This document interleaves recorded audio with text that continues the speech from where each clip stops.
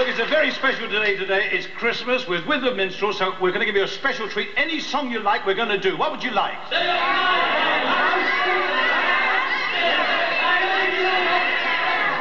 I'll tell you what, we'll do the one we rehearsed. Penny?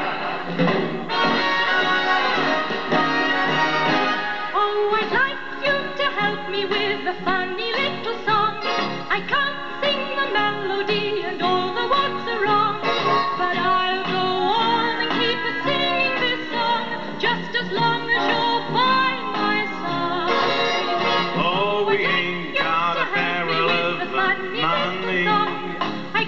Maybe we're raggedy and funny, but we travel along, singing a song just as long as you're by my side. Through all kinds of weather, what if the sky should fall? Long as we're together, well, it doesn't really matter, doesn't matter at all. When they've all had their quarrels and parted, we'll be the same as we started, traveling along, singing a song, side by side. It doesn't matter at all. When we're late with the rent, it doesn't matter at all. When we haven't a cent, it doesn't matter at all. If we live in a tent, if we are side by side, side by side, side by side, side by side, dear, when we're traveling side by side, yeah!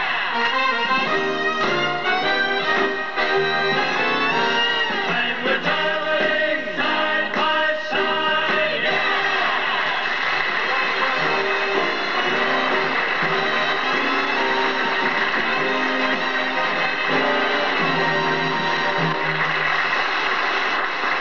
Thank you very much. Good evening, ladies and gentlemen. A very happy Christmas to you all.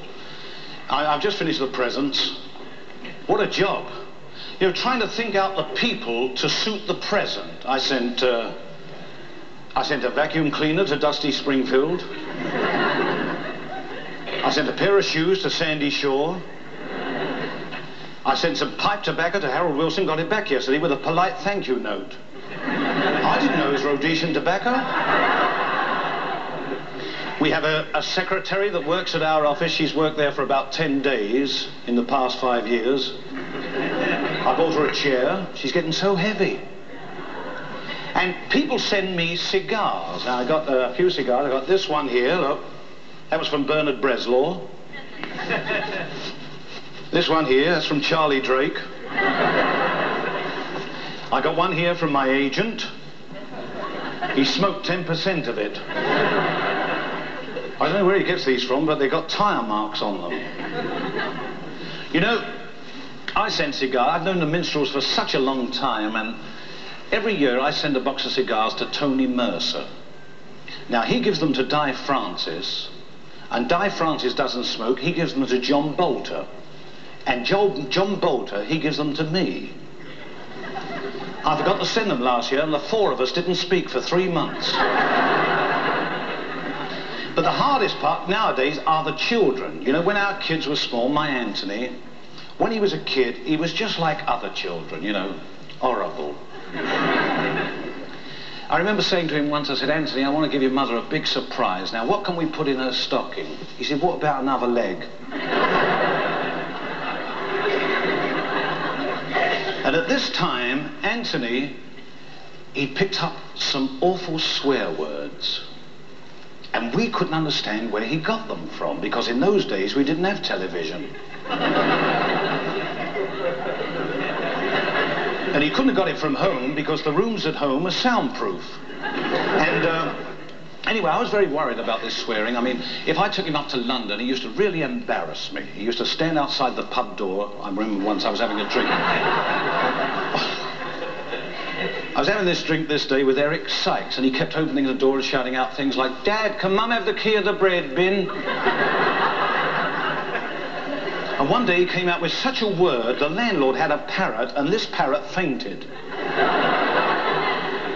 I thought, I've got to cure him somehow. Then I had an idea.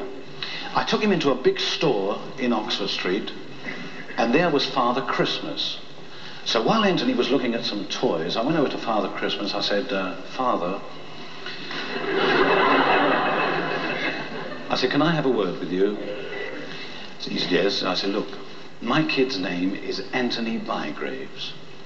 Now, he's a supporter, you know, a football supporter, and he wants the usual things that a football supporter wants. He wants football boots, a football rattle, scarf, hand grenades, and I said, tell him he won't get any of these things until he stops swearing. He said, all right. So when Anthony walks over, he said, hello, young man. He said, your name's Anthony Bygraves. Anthony said, yes. He said, you live in Edgware, don't you? He said, yes. He said, you want a pair of football boots and a football for Christmas? He said, yes, that's right. He said, and somebody told me that you swear very badly. Well, if it doesn't stop, I'm not going to bring you any present. He said, I'll promise, Father Christmas, I'll promise. Now, I thought it was all over. We walked along Oxford Street into another store, and there was another Father Christmas. And before I could stop him, Anthony walked up. He said, you won't forget, will you? He said, forget what? He said, you white-whiskered old basket, you've forgotten already.